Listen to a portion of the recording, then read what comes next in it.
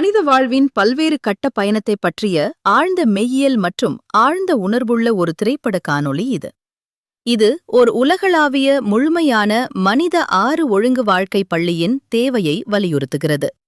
மதுரை தூய மரியன்னை மேல்நிலைப் பள்ளியின் முன்னாள் ஆங்கில மொழி ஆசிரியர் திரு எல். ரெஜிஸ் இந்த காணொளிக்கு உரை எழுதியுள்ளார்.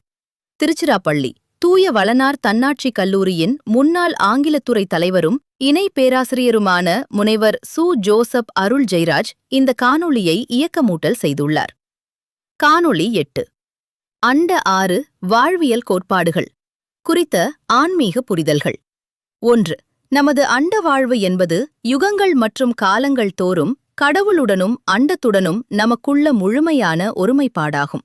ஆனால் நமது மனித வாழ்வு என்பது இவ்வுலகில் சக மனிதர்களுடன் நாம் மேற்கொள்ளும் ஒரு தனிப்பயணமாகும். 2. நமது அண்ட வாழ்வு ஒருபோதும் முடிவதில்லை. இருப்பினும் நமது மனித வாழ்வு நமது மரணம் வரை மட்டுமே நீடிக்கிறது. அதன் பிறகு நாம் அண்ட 6 வாழ்வியலாளர்களாக மாறி கடவுளுடன் ஒன்றிணைய வேண்டும். ஆனால் நாம் மனிதர்களாகவே இறக்கிறோம், ஒருபோதும் 6 வாழ்வியலாளர்களாக ஆவதில்லை.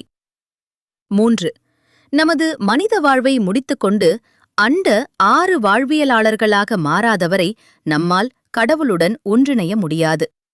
உண்மையில் நமது புனித நிலையையும் தூய்மையையும் அடைவதற்கு நாம் கடவுளுடன் ஓர் 1000 ஆண்டுகால சோதனையை மேற்கொள்ள வேண்டும்.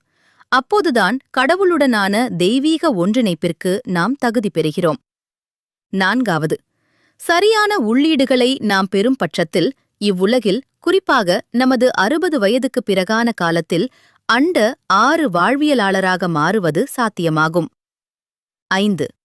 நமது 60 வயதுக்கு முந்தைய காலத்தை நமது மனித வாழ்விற்காகவும் 60 வயதுக்கு பிந்தைய காலத்தை நமது அண்ட 60 வருட வாழ்விற்காகவும் நாம் ஒதுக்கலாம். அண்ட 6 வாழ்வியல் பள்ளி நம்மை சரியான பாதையில் வழிநடத்த முடியும். 6. நாம் அண்ட 60 வருடர்களாக ஆவதற்கும் மரணத்திற்குப் பிறகு மற்றவர்களை கடவுளுடன் ஒன்றிணைப்பதற்கும் கடவுளால் சிறப்பாக தேர்ந்தெடுக்கப்பட்டுள்ளோம். 7.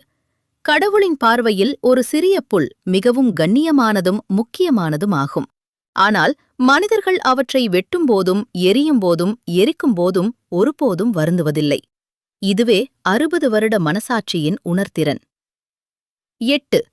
அண்ட 60 வருடர்கள் உண்மையிலேயே புனிதமானவர்கள், தூய்மையானவர்கள் மற்றும் பரிசுத்தமானவர்கள்.